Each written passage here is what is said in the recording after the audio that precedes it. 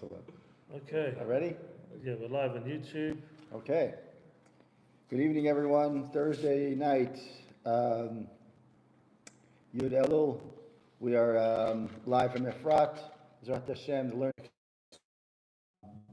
That's my little insight. So it says here, so there are many people. Right. So he says, that before they actually started to conquer the land, before they started conquering their land, the mitzvah of lo techaya kol neshama, which was in last week's parsha, didn't actually apply yet. Meaning the whole point was that last week's parsha we said that a person goes to war for milchemet chovah, meaning they have to fight. It says that they have to kill everyone. There's no man or woman or child. There's no one to spare. Okay? So he says before the actual conquering of the land, that mitzvah didn't apply yet. So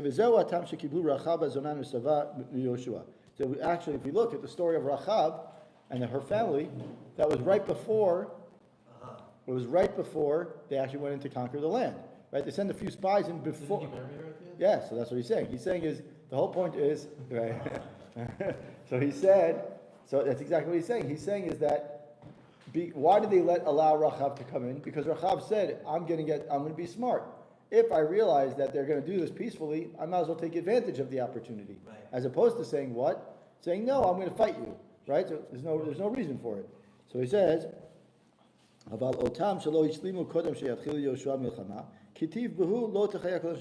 he says those people who did not make peace who chose not to make peace with Yoshua, those people, he says, that's when the lo techaya kol neshama applies.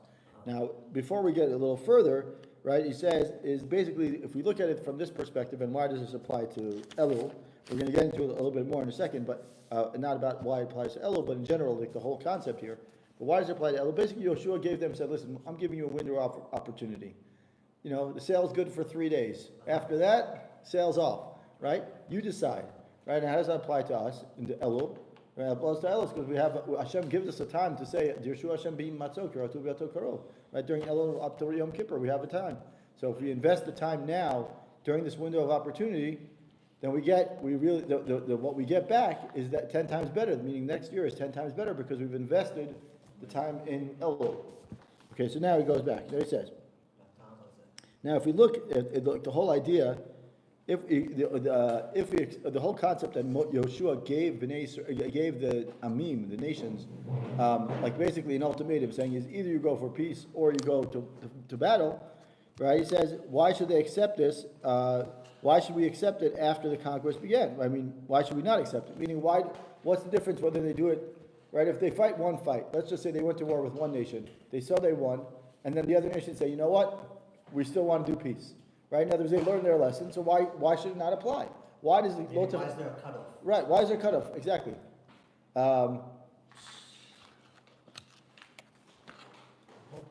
Why should there be a cutoff?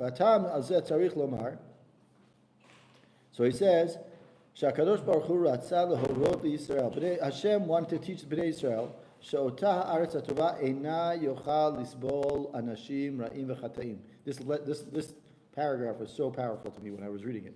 So he says, the reason is that Hashem was trying to teach Bnei Israel that this land, that is Eretz Yisrael, cannot tolerate evil people and sinful people. And the only way for them to fix themselves is to do tshuva before they start impacting other people, and and before that the decree comes to them. Meaning, what does he say? What does the Zera Shimshon? What? Right, no, exactly. Yeah, exactly. Before it's too late. In other words, he says you're not behaving the way I want you to believe in Eretz Yisrael. Right? We see that in next week's parsha. We see all the klalot, and we also know that in Vayikra it talks about the point is that anyone who doesn't do well in Eretz Yisrael, doesn't live by the mitzvot of Eretz Yisrael, gets kicked out. Hashem kicks him out. Right? And it's even today you see people who are not necessarily on the highest level. They're the first people to leave. They're the first ones that they don't want to stay here. Right, and they're the ones also talking not so positively about Israel. After the close of that opportunity and that Gizar Din, then whatever the tshuva they do is really not going to help them so much. and they'll be sent out of the land. As I said, as it talks about chtiv v'adatem mehira me'al ha'aretz l'davar. We say in Shema, v'adatem mehira means you'll be, basically banished from the land. What happened? Right? What happened to Bnei Israel when they didn't listen to the Nevi'im when they actually moved into Israel? Yeah, they got punished. They got severely punished and they got beaten by many nations, right? Etc. Etc. So that's that's why uvata alehem areh, right? Therefore, they got all this different, and they also, like you said, they got galut. So now we can understand why the Eshet Yifat Torah actually helps a person combat why the Eshet Yifat Torah, meaning prohibiting the Eshet Yifat Torah, actually helps a person. Therefore, we see that the reason why Eshet Yifat Torah is forbidden during the milchamot of the Chovah, right? To show the Bnei Israel that negates the Yetzer Hara, that this ominous sign, maybe what he says is with an ominous sign that negates it. He says to them is that the whole idea is the prohibition of Eshet Yifat Torah when they're doing a mitzvah, they're doing milchemet chovah. The whole idea is that the sign is to teach them a sign about saying is you have an opportunity to do tshuva before you go do something with someone who just right. So he says before you're about to do something not appropriate with this woman. Not to her. No, he's saying you're about to do something. He's telling to the soldier. He's saying is you're about to in a mechemet reshut. He says things are a little different. But when you're setting the tone for Eretz Yisrael. Right, the soldiers going in there, you can't say, oh, we have a purpose, we have a higher purpose, and we have a higher purpose. We can't really say, oh, we're going to give into our Yetzer Hara. Hashem is saying is no. He's saying is the reason why I'm forbidding it. The reason why I'm forbidding the Eshet Yifat Torah when I'm doing Mechemet Chovah, Mechemet Mitzvah, is so that you stay focused, so you understand that there is this point that you're not supposed to give into your Yetzer Hara. It's a sign. Right now, to remind you that it's permissible on a very mamash b'diavad level. I don't want you to do this like every time. I want you to stay focused. There's also another issue, which is not mentioned here at Zera Shimshon, is that Mechemet Mitzvah is with the Shivat HaMamim of Eretz Yisrael, right? As opposed to Mechemet Reshut, which is with everyone, right? Distance nations, right? So when you're doing a Mechemet Mitzvah with the Shivat HaMamim in Eretz Yisrael, the whole idea is to distance yourself from them, is to basically move them away. Right. The chashash of avodah zarah. Right. So by getting someone, allowing Eshet Yifat Torah, right, you're contradicting their needs. Suddenly, she's an Eshet Yifat Torah from an arm of Eretz Yisrael. Exactly. Very good. That's defying that purpose. Very good. It says countries would be more forbidden than exactly, because the whole issue is that they're here. We're going to live here, and they're going to be here, and we're going to be influenced. We're not going to be influenced. Right. Even the people who are not so good, even the people who are evildoers, also plan at some point to do tshuva. Yoshua ben Sarah, that's the name. Oh, Yoshua ben Sarah. Okay, so there's out there the refuah shema for our good friend Yoshua ben Sarah, who just went under surgery a couple of days ago. Yesterday. I think it went well. Anyways, they always say that what happens. What happens when the people who are not following the path so well? What do they say? They always say, "We got time. Don't worry about it. We'll do it later." Or, well, "What's the big deal? She's here right now. I'll take care of it. We'll worry about tshuva later." No, in a holy war, right? He's saying it's like so. He says, "Yodim shedamrinan, yodim reshem shedakam lemita." They know, right? They know that even the people who are not so good and don't follow the path so much, they know what the end is. What's the end? The end is that unfortunately everyone dies, right? So if everyone dies, so what is it? They say, "Oh, we got time. Don't worry about it," right? They got time. So then if you got time, they say, "We don't worry about. We'll worry about the tshuva later." In other words, let me do my thing right now. Isn't that what? Aren't you forbidden to ask for tshuva? If somebody's like going like, "Hey, I'm gonna do this Stop stuff," that and I'm gonna shit. ask, like beforehand, I'm gonna do this and then I'll do tshuva. Yeah, that's why they're not necessarily considered the greatest people, because they're saying is. And is that tshuva actually accepted? That's a different story. I'm not here to say what it is. It is, but Ella sheyesh lahem d'chilav al kisem. And it's that they say is that they're being blinded by the logic. Why? Because they're saying is, I see this woman right here. The Yetzer Hara is right in front of me. Let me deal with this Yetzer Hara. I'll take care of it now. and I'll do tshuva later. Like you said, echtav v'ashuv. It's not probably the best thing to do. This is what the Yitzhara wants you to do. And it gives us, right, and that's what the Eshet Yifat Torah is coming to negate, so that the Jewish people would rid themselves of sin before they entered Eretz Yisrael. That's why the Melchemet Reshut, so we'll call it a non-obligatory war, like a optional war. In that case, Hashem says, okay, with an optional war, I'll be a little bit more flexible, right? Because there, it's okay, I understand, and that also most of the time it happens. You'll see that he gets into another point here, but basically it happens is that in those situations, a little bit more understandable. But when we're trying to set the precedent of Eretz Yisrael and what Eretz Yisrael is meant to Hashem, there Hashem says Melchemet Reshut is the same reason why it's asur from Melchemet Chovah. Now he goes another approach, and he says like this. He goes to another Odesh Lomar. He goes to two other options as to why Eshet Yifat Torah is asur in Melchemet Chovah, meaning the what's called the compulsory wars, and why. So he says like this. Odesh Lomar the Kushya Meikara Leite. He says that the question of the commentators is in meaning that their whole approach of the entire concept of that people ask is in of itself is problematic. Sharei Katav Rambam Perik Hey Hilchot Melachim. The Rambam writes in Perik Chet of Hilchot Melachim, Ein Eshet Yifat Torah muteret ela b'shat hashivya. Right, and Eshet Yifat Torah is only permitted when she's taking time of capture. Right, meaning b'shat hashivya hainu lachar milchama. He says that according to the Rambam says that Eshet Yifat Torah is only in the time of the capture, only in the time of the capture itself. And when is the capture? When does the capture take place? When does it take? When does the capture take place? But you can only after. You can only actually do something with her after the war, right? No, you can do at least once during the war. no. Yes, you can marry her during the war, but most of But you can be with her. right. So he says b'sha'at hashivya at the time of capture. U'sha'at hashivya haynu lach. And at the time of capture, he says the time of capture is only after the war. Dahainu alachar igat alivim. He says only after killing the enemies, because when you're fighting the enemies, you can't do anything with her, right? You can't do anything yet. You can only do something with her after the enemy has been killed. That's what he says. That makes so much more sense in the Holy War. Right. V'cheinu omer v'hikita et kol zechura lefi charav. Right. You should kill all the males. V'char kach hanashim v'atafrei b'ma tavozlo. Then it says afterwards in last week's parsha it says kill all the males, and then only afterwards, right? Then you can have the women and the children and the animals and whatever. Then you can have it.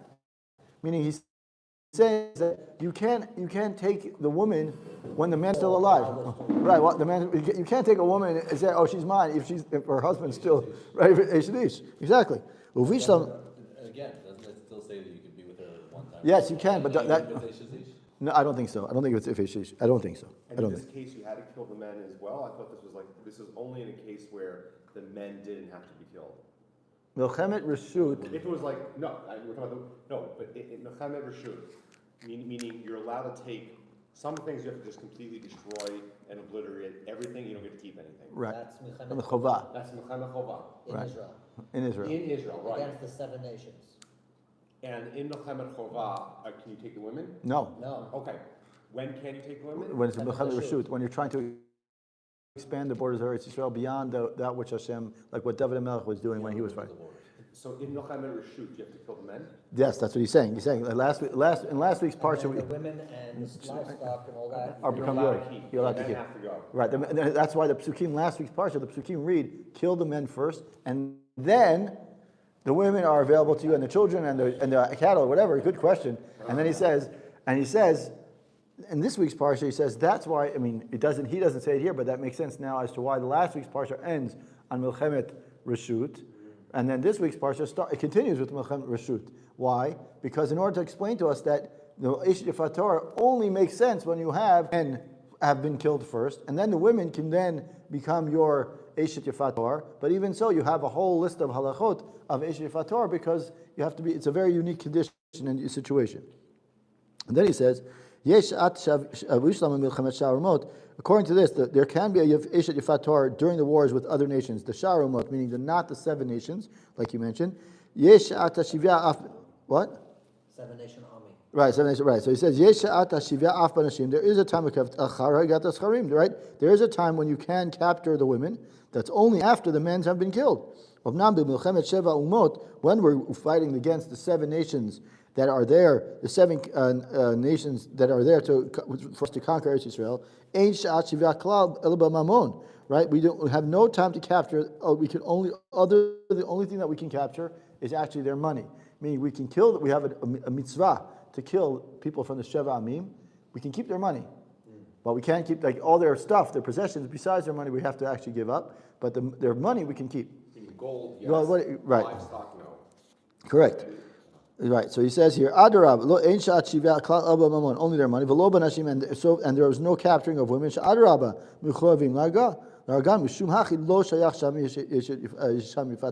so he says, if you think about it, when there's actually a moment of captivity, then you can have this Eshet Yifat Torah. But when we're talking about the 7 nations, there's no moment of captivity. We have an obligation to kill everyone.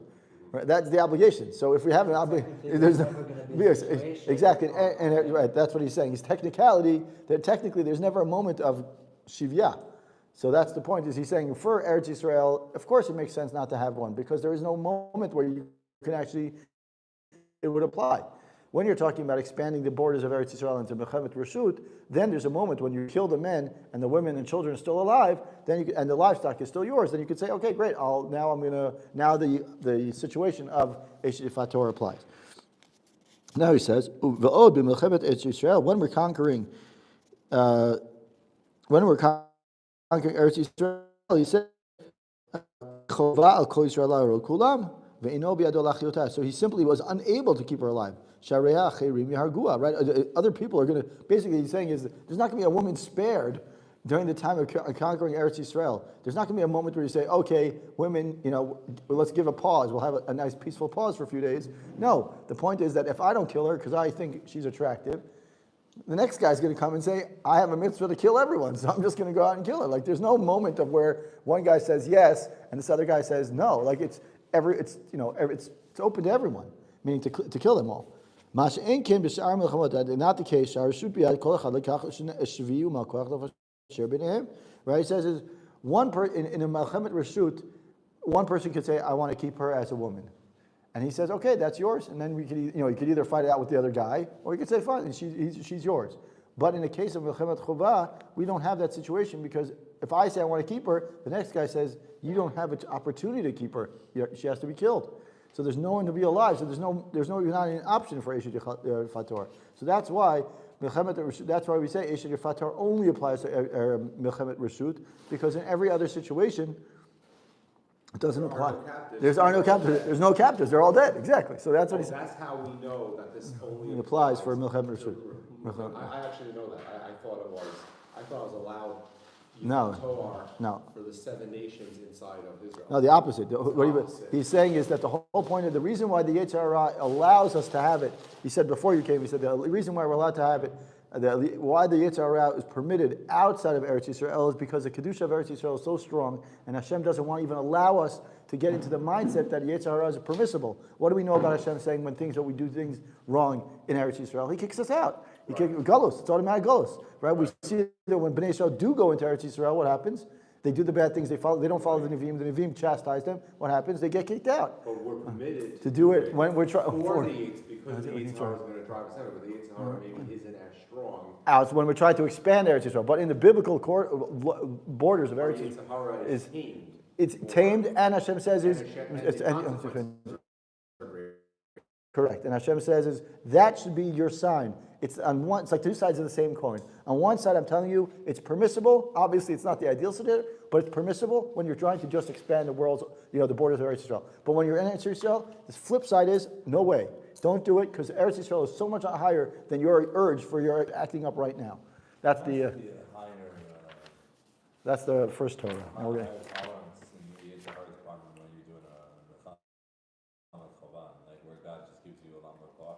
What's that? I'm sorry.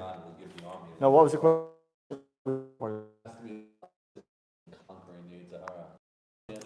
Yeah. when it's a chovah, you know. Oh, absolutely. Hashem, right, but the point, you have to remember who's fighting this war. Remember, last week's Parshat, what does Hashem, what do the Chaylim go out? Anyone who's married recently, opened a home, a house, vineyard, whatever it is, you're talking about people who are on a very high madrega in and of itself. Like even the person who is, let's say he's cleared all those bases, he's cleared all those, right? He has to be a person who's not even going to think about, he says, and the person who's nervous, he's also not allowed to go. Why? He says, Shema my chet, one of my chataim, might cause me to be meharher, and therefore I won't be focused on the war. So we're talking about people who are on like a super high madrega here. We're not talking about, so even so, the person who's on a high madrega, and he says, my yetzer hara is going to get the best of me, that's a really, obviously Hashem is realizing, or the Torah is realizing that the yetzer hara is clearly strong. Like, and during the time of war, we know things go, there's a lot of, no logic happens in war. Like there's nothing happens that's logic there, right? So we're clear, it's clear about that. So Hashem says, even these people who are in such a high madriga, and we've already filtered out all the people that might possibly be, challenging with the situation, even so, I recognize that there's an urge. Do I recognize the urge and say, okay, we should do it for both Milchemet Chovah and Reshut? Absolutely not. When we're talking about Reshut, there's a different kind of war. Hashem, with the Milchemet Chovah, Hashem says, this is the land I promised you. And because I promised you, I want you to fight it with the right focus. You want to expand the Gvulot of Eretz Yisrael? That's a different story. Then I could start, we could be a little, I'm not saying being flexible, but I can understand that there's a little bit more chaos, if you will. Right? It's an interesting point, is that the question that Zera Shimshon asked in this is not why is Eshet Ish Muteret in Milchemet Reshut, is why is it's not allowed right, in Milchemet right, Chovah, right. which is kind of counterintuitive to us in Right. modern times. To Right. us it's like, Asur, זה אסור, תתגבר על היצר, Right.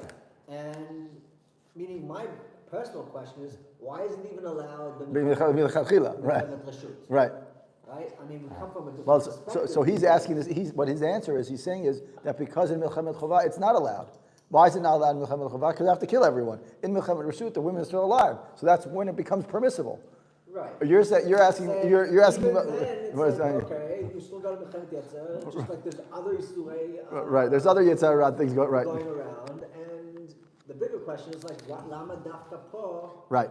That's a good question. That I don't know the answer to. I mean, I would imagine that it has something to do with the fact that people recognize that when war, there's a lot of chaos, and people, there are women and screaming and children, what's going on, but who knows what's going on, and all of a sudden you have to say as well, the person who thought he was on such a high level, the real test comes when, as they say, there are no atheists in the foxhole, right? Like when a person's in the middle of the bunker, right? He's not going to be like, oh, I'm an atheist. No, he's going to daven as hard as he can, right? So when he's in a situation when it's when push comes to shove, and he sees this woman, and he sees the things, no one's around besides him and whatever. So then but that same thing is the same point, is just like he's allowed to take her, he also has there's a whole series of things that he has to do first to make sure that he actually is that he's mitkaber on his yetzer, meaning Not impulsive. right. It's not just take her right now, right? I have to do a whole thing and make sure. And then I was listening to a shiur about this actual Torah, and it said, we want to make sure that the person who marries her he's marrying her not only for the chitzoniyut, but actually for the enoshut, meaning for the personality that she has. Right. So it's not just the. So we make her do what? We make her grow out her hair, shave her head, shave her, and grow out We make her cut her nails. We make her cut her nails or grow her nails. Right. Rags, dirty clothes. We make her, why? Because she was wearing really attractive clothes. Exactly. We try to entice you. Right. And we make her sit there. You gotta look. You know that like tension when you come home and just like you feel like you're like this toxicity. That never I gotta happens hide. to me. That never happens. Never. Yeah. So you gotta be looking at her Yomam V'Layla. And 30 days and she's wailing. And I don't the- need to and the hear wife this. in the house I've been is working. gonna be I just came out of a war. I worked a hard day, and you're coming home And you're crying? crying like this. Like you think I need this? Right. So if So if after 30 days, you're still all in, and you need to marry her, right, and you need to know that at the end of the day, if you're like this doesn't work out like the Torah's basically. you're not allowed to keep her. You can't go, hey, you know what? I'm going to switch it to slave. You're not Sell allowed. her. No, Get you're. some cash out of this. I had a good joke. Like someone was saying you should bring some flowers for your wife. You had these roses at the door. I was just leaving the office. So I said, I'll give her some flowers. She can bake some challahs with it. Anyway, Okay, so that was, Comments, we're gonna block you. so now, we're gonna do, your wife is watching, anyway. Wife is actually listening. Anyway, so that was Jerush Aleph. Now we're going to go to Jerush Zayin. Jerush Zayin is later on in this week's Parsha. We learn about the fact that, oh yeah, I have some time. Can I pause it? Maybe pause it. No, yeah, you can do that. Okay, sure. But this is going to be still going on? Yeah, I don't want to start making a new link. So All right, so just turn it around. Beautiful place. Midrash. mute it. Can you mute it? Mute. No, we'll say Torah. Okay. So new with the Halula. We only had a small chevra there. Oh, you did go? Yeah, of course. Were you in I America? didn't realize, I wasn't here, yeah. But it was nice, oh, there was guys that came? Yeah, but Hashem, but not so much my friend. You I went? have to say. Wow. Nice. That chicken was so good. I mean, I remember, They didn't have the high chopped liver this year. hey, chopped liver? What? You just an appetizer. They had soup after the soup. They had nothing after the soup. No, they had soup, and then what? Soup, And yeah. then what? No, I left. Oh, I'm saying, It was about, yes, good. Finish it. Thank you Hashem for all the shefa we get. Amazing. But the main thing was, the best part was with Tzedakah. When he Sadka. Yeah, Sadka. Gave it, Tzedakah? Sadka. I need Tzedakah after listening to it. It was such ish about the phones. No, man, the only Is thing. that what he was talking about? You were there? I felt literally like my phones were burning. My heart was saying, He was saying, but Moshe Tzadka was, he was a great guy. I mean, Yeah. amazing, but he kept on saying, yeah, he kept on repeating, anyone who has a cell phone, it was just like a smartphone, just might as well. He was going off. Oh, he was nuts. In a good way, but Yeah. I'll tell you. it's definitely worth watching because there was a beautiful moments. We had the Yisra Adler and the Marcus Choir. They sang so beautifully. With Yisrael Zumba spoke beautifully. Baruch Hashem, we're updating the sites and doing much more audio from the rest of the world of Shirim as well, including here as well. Baruch Hashem. Hopefully we'll get better Wi-Fi somehow. I'll Baruch tell Hashem. you. I think there is Wait, a wait, Wi-Fi wait, in Shtiebel now. I think there is. Wait, Just hold need to on. find out. God is a man. I ask him sometimes, and Yeah, I've got his Wi-Fi, That but it's doesn't- not so good. So I have a crazy story. I was in Switzerland and France this past week on this like Oh wow. high-end boutique travel tour where hey, can you bring us? I paid for an extra room. I can't cancel. Can you bring a soldier? I was able to bring a chayal. That's so nice. Also, and fine. So I want to thank the guy that brought me. And I was talking like some Torah with him this and I know he likes to kind of learn. These people, like, what can you get someone that's so wealthy? Right. So you know what? From France, I ordered him a set of Zera Shimshon. really, All right. Wow. And I did that. I sent it to his house in Miami. Fine.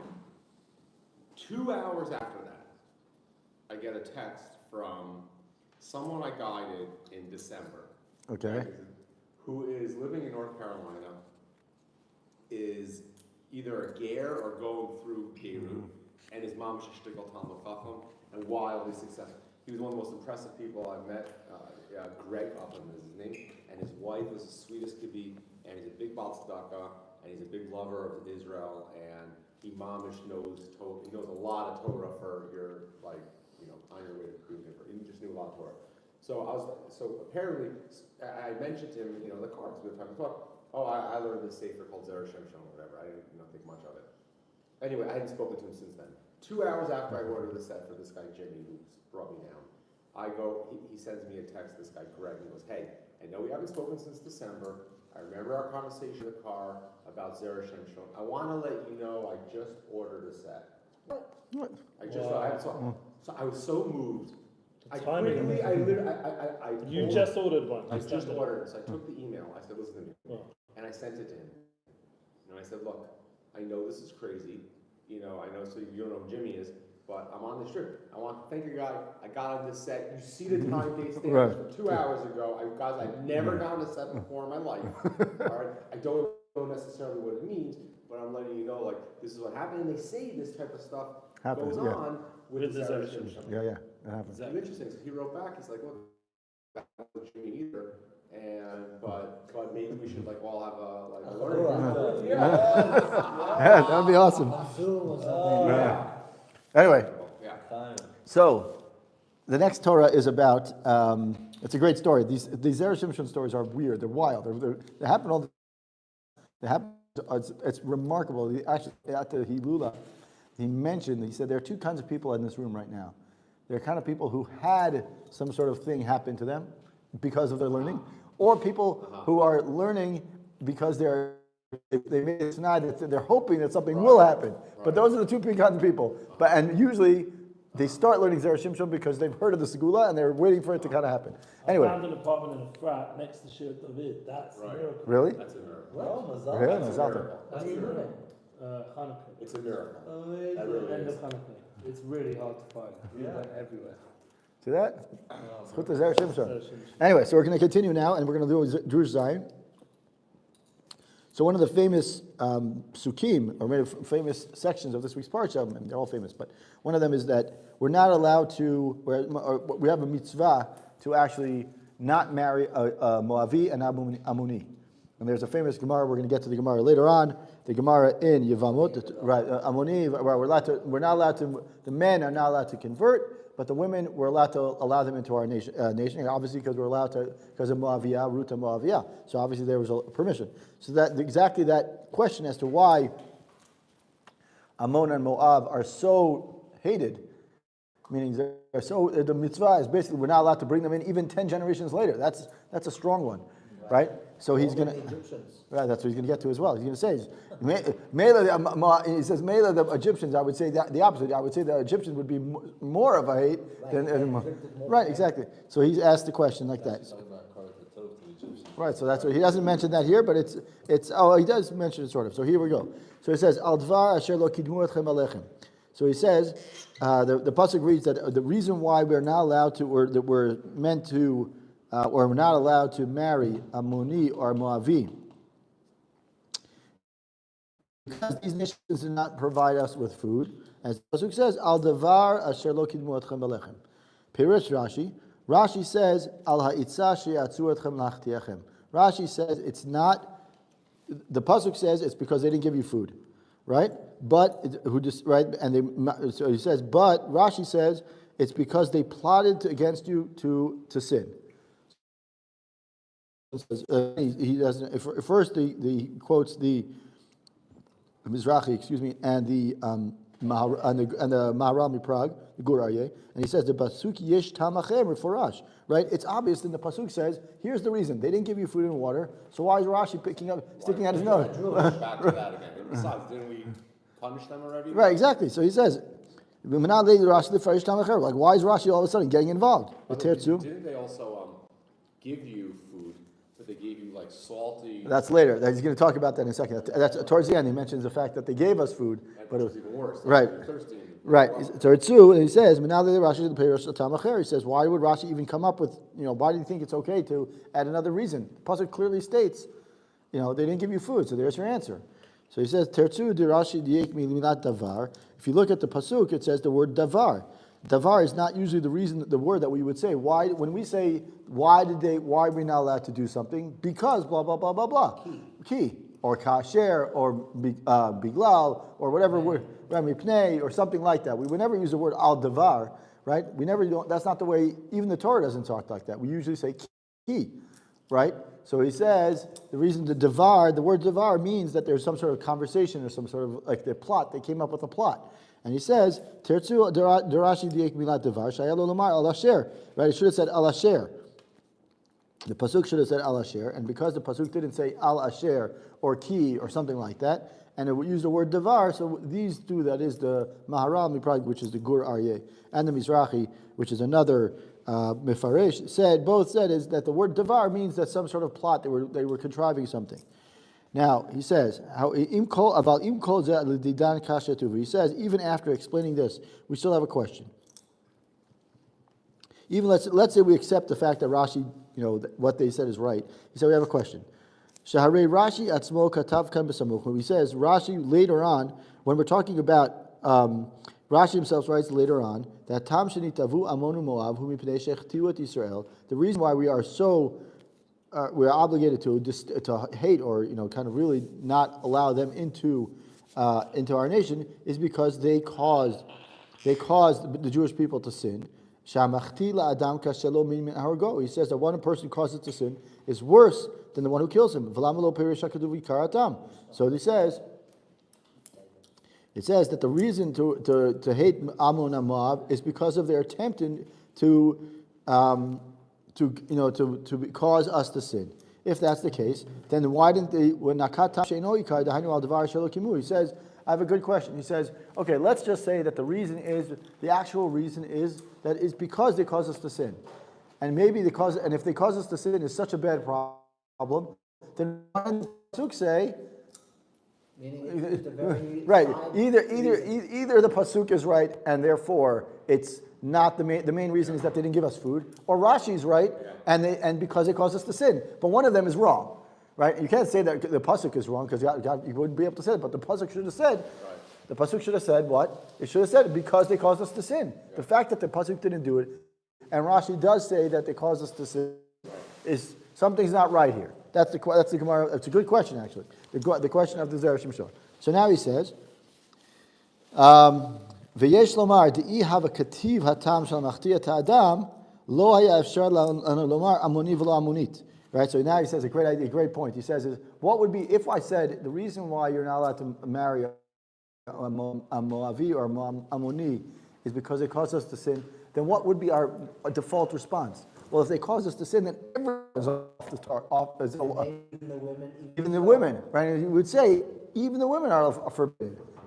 You would say that the women are permitted if they cause us to sin, right? That's a funny question to ask. Why? Because instead of saying, why is the Moabite allowed?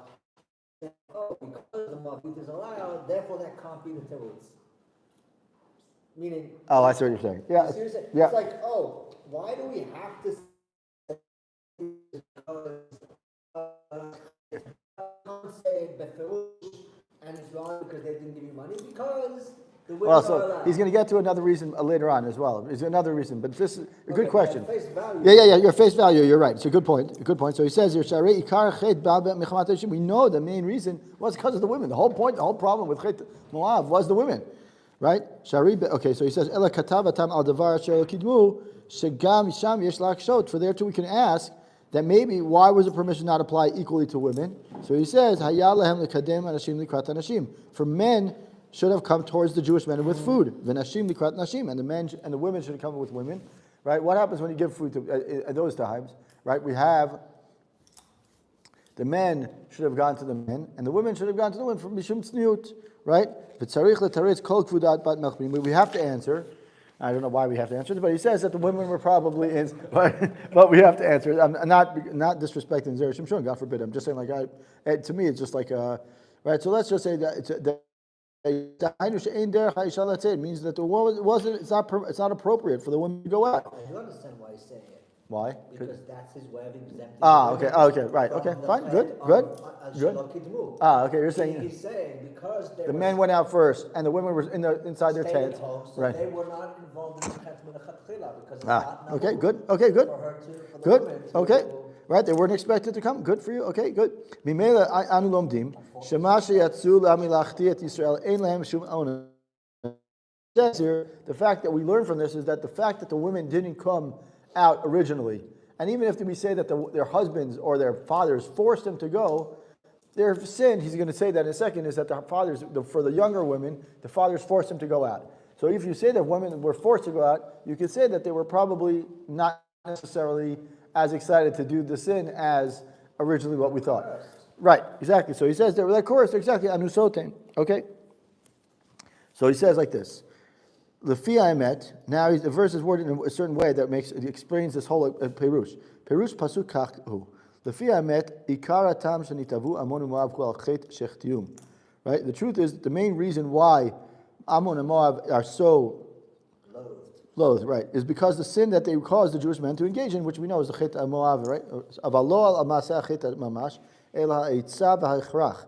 Right. So rather for the plot that they had, meaning the fact that they sinned is one thing, but the whole idea is what was the plot behind Ammon and Moab?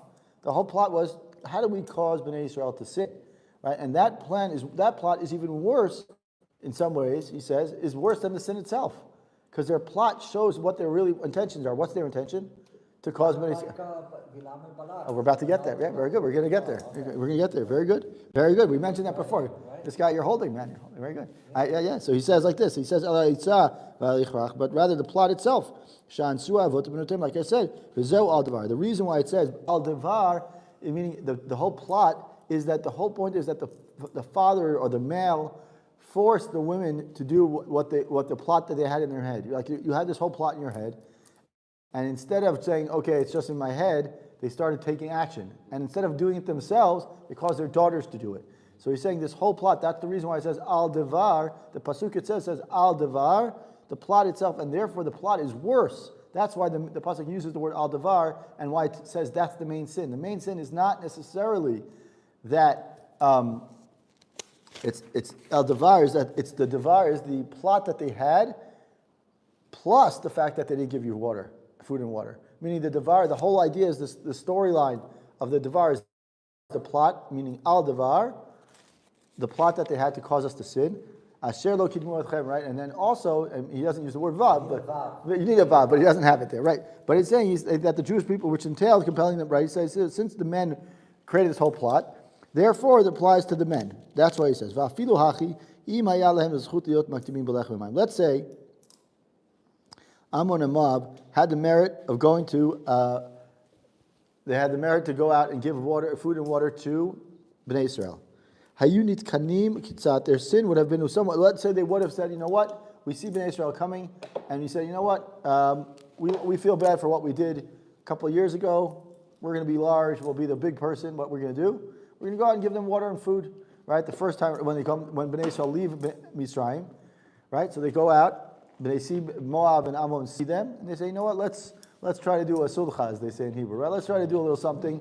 Well, we caused you to sin before. Let's give you some food and water, and we'll try to make things better. So maybe, he says, maybe their sin would have been a little bit, brought down a little bit, meaning the people wouldn't have looked at it as great. So he says, Mishum the Perak Yud Aleph the Sanhedrin, as you say, and we see in Sanhedrin, Gedolah legima shemeret orchokim. We know me'alemet amin arsayim. We say that when a person is hungry or a person is thirsty, the first thing you do, even a person that you don't care for so much, he sees you're hungry and thirsty, right? You give him a little bit of food and water. All of a sudden, the guy's like, I'm not so. I can respect this guy a little bit because he got me in the time of need, right? So we could have that little bit of water and food that the Moavim and Ammonim could have given us. Gesture. Would have been a nice gesture, exactly. Good. Let me ask you a question, though. Yes. Not Zera Shimshon questions, Yeah. but just the pshat. When they say Hashem lo kidmu etchem belechem, right, mine, strictly speaking, we asked, didn't we? Yes. Meaning, to say lo kidmu Means that they did the first. They take should the. have come out of their own accord and said, Well, "We're so that's coming out." right. But really, it's even worse than that because we asked and they said no, Right. which I think is worse than. So he's going to get. That's exactly right. So he's saying Asher lo kidmu, right? Al devar Asher lo kidmu. First they had a plot, and Asher lo kidmu means that they didn't take the initiative and say, you know what, we caused them to sin way back when. Do is throw them some. Right, give them a little bit of water. Even when we asked, Right, they said no. they said no. Yeah. Right, and that's what he's going to get to in a second. So he says, Aval achshav shelo kidmu, but now that they did not greet the Jewish people, like you just said, because they didn't even greet the Jewish people with food and water, what do we learn about that? Nitavu, they became even worse. What do we learn about that? We learned that their intentions this entire time were not the right intentions, meaning that they never even were considering, Ammon and Moab were from the Ilechatchila, they were thinking always to plot against the Jews. Meaning they were always thinking of some way to cause us to sin, whether it's to cause us to sin actually with the women, or they were saying is, we don't want to give the Jews anything, so we're not going to give them anything. Yeah, exactly. That's a strong word, but yeah, but right. That was, Yeah. That was the idea. Okay, so Now, now, but by the way, but like Yeah. in their defense, we did just kill a lot of their people. right, I mean, they're probably still sitting Shiva. right, And you're like, by the way, in the Shiva house, can you give me some water? right. Right.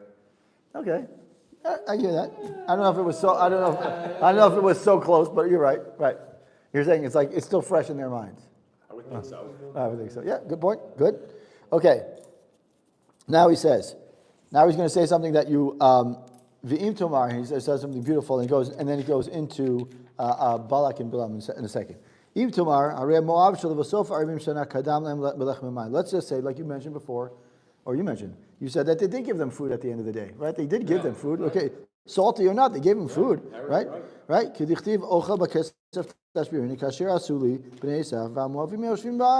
says that you should sell food for money, and I'll eat. Right? That's what we say later on, earlier on, right? And so still the Moavim, we are told that Ammon and Moab do give us food, and they say we'll pay for it. We do say we'll pay for it, right? Yeah. So if that's the case, right, and yet even though we say we're going to pay for it, it's a good business deal, everyone's happy. What are you giving them a hard time? Right, exactly. Right, exactly. So he says, what's the point? We look at the Maharsha in Sanhedrin. It says, they should have done it for free. That's what he says. Hold on. Hold on. L'tashlum gomol ma shasa Avraham Avinu lavihem Lot. He says is the fact that Avraham saved Lot, and from Lot came Ammon and Moab. That alone should have been there now. But in my last class when I gave this, what people said is, do you think the people who are alive today think about their great, how many greats back? Grandfather says, oh yeah, that guy was spared, so I'm going to spare you, right? I mean, that's a big ask. It's a tough ask. You're saying like some guy 10 generations, maybe 12 generations later is going to say, I'm going to do a nice favor for you because our mutual great whatever. Excuse me, we see stories, this is off topic. Yeah, like the Holocaust. Not only that, we're Right. talking about, there's a lot of Arabs Right. who live in villages over here Yeah, who have a history of coming from Jewish descent. really. And unfortunately, they're our worst enemies. Right. Tradition that the Kipariyata Oh, yeah. in Hebron is known to have Chamulot Really. who were of Jewish descent. Really. The most dangerous cities is Kipariyata. Anyway, so he says like this. So he says they should have been respecting the fact that Avraham Avinu saved their father, Lot. They should have done it. When should they have done it? When they were leaving Mitzrayim. They should have done it now, not now when we're like on the brink of going into Eretz Yisrael. They should have done it right when we were getting close, when we were leaving. V'ita barashi v'midrash, and we say, that's why it says baderech, on the term meaning b'sh'at terufchem. At the time when you were disoriented, that's when it should have done it. It says that if you look at the pasuk, later the pasuk says the reason that the term on baderech means that when you were disoriented, that saying is that Ammon and Moab should have provided us food when we were just coming out of Mitzrayim, when we were already disoriented. That's an even bigger ask.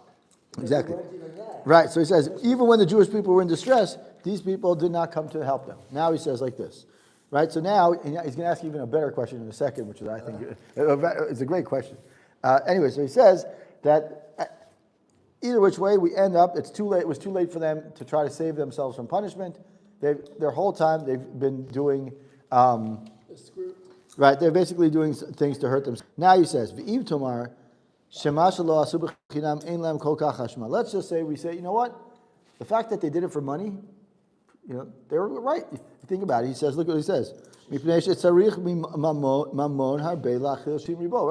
1.2, let's just at minimum 600,000 people, right? Men plus women plus children. We're talking about 1 million people. Let's just say. Very wealthy nation, though. Yeah, but even so he says. But the point is that that's what he's going to get to. What he's saying is, you're asking a nation to feed another nation, and you're going to do it for free, right? That's a good business question, right? Good question. So he says. He says, like you said, their money was very precious to them. He says their money was very precious to them. And that's why when the first time around... They're ready to give it all away to Balak. Right, oh, that's exactly, good point. He literally was about to say that. Oh my Right? God, look at you. Look at this guy, right? He's literally about to say that. Anyway, so he says is... This dude is on fire. So he says exactly that. He says, he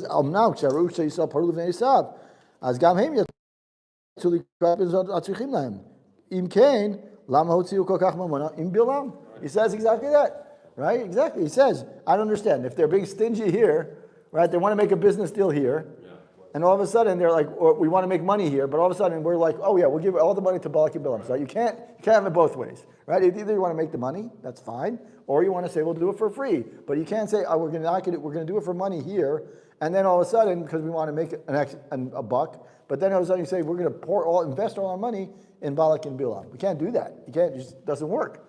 So he's saying that's exactly what he's saying is here is. He says they had a greedy. Like you said, rather we prove from there that they didn't really care about their money. Their whole intention, from the moment they saw Arab Bnei Israel, their whole intention was to curse us, to cause us pain. And he says it wasn't about money, because if it was about money, then they shouldn't have been so stingy about. They shouldn't have been so large when they were trying to hire Bilam. So he says, Ela Adrabah, Hayusonim et Yisrael. He says, this is actually, it wasn't about money at all. It's about the hatred towards Am Yisrael. And he says here, the fact that they did eventually give us food, right? That was only for their own benefit, so that they can make some money, which would belong to them, meaning that I'm giving you food, but I'm making the money to cover my costs. Right? It wasn't like they were looking to make money. The whole point here is what he's saying is, therefore, the Moavim and the Ammonim were entire, but that what doesn't answer a question I'm about to get to in a second. He says is that the whole, you can see from here that there was like you said, like a genocidal, like a very systematic approach to what their Ammon and Moab were all about. Ammon and Moab were about hating Am Yisrael. And no matter what they did, like no matter how you look at it, he says every one of these ways, it all shows that they were very methodical, systematic about it. It doesn't answer the question is, if you say that's the reason, their money, that they care about their money or that they hate us so much, then that doesn't answer the question as to why men are not allowed and women are allowed. Because then if you say that, they hate it so much, then women should not be allowed either. But that I don't have the answer to. Anyway, so now he says,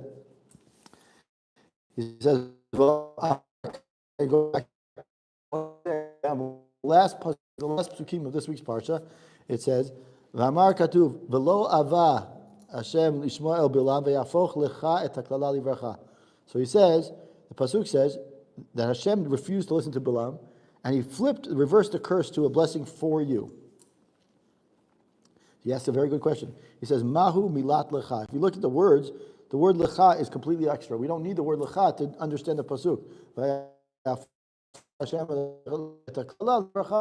Right? What's the word lecha? So he says, "Hare kaklala lo ba leolam." Right? We know v'lo yatsa min hapeh v'lo yigel Yisrael v'im kein milat lecha miyuteret. He said what? He didn't actually get to a klala. Right? Exactly. So he says the word lecha makes no sense. He's saying the klala never came to fruition. Right. Right? Never came. The intention was there. Right? So that's the connection between the last part of the Torah that we just talked about. And this is exactly what he's saying.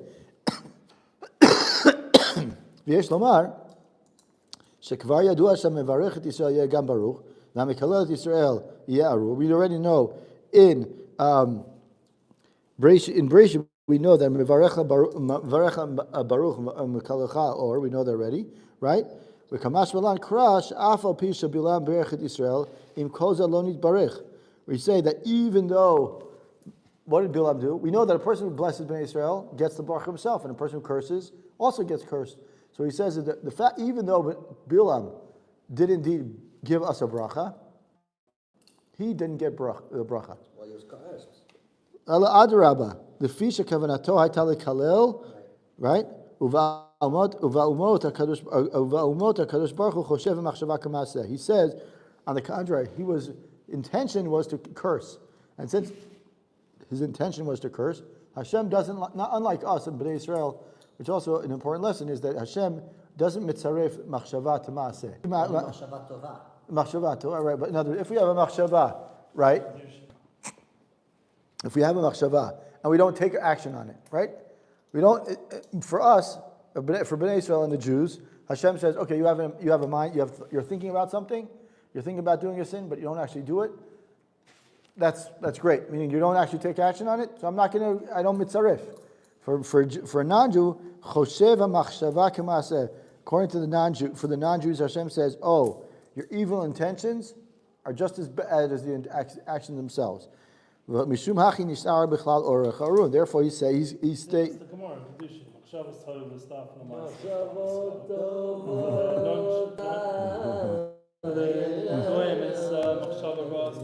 Exactly. So it says that's why it says "Vayzel ve'yafoch lecha davka taklal ivracha." Meaning Hashem says because Bilam has the whole intention was a klala. So what should have happened? It should have been his machshava was a klala, and his maaseh was to also be a klala. But because Hashem didn't want to, that was only for Bilam. But for Bnei Israel, Hashem wanted to bless. So that's why it says vayafoch lecha. Meaning for you, Bnei Israel, I switched it around. So the klala, for him it's still exactly. For him, it's still klala. Because why? Because the entire intention was Shavah was always Ra, and therefore, just like we saw about Ammon and Moab, their entire intentions were bad, and therefore, similar to Ammon and Moab, Bilam came to try to curse us, and since the whole intention was curse, he got cursed himself. And unlike that, that's a good question too. Yeah, but that. Exactly. By the way, Rabbi Chaim was at the Hilul. Yeah, of course we missed it. The last part. Yeah, we missed it. We're going to get the video. There's a shame. We're going to try and get hold of it.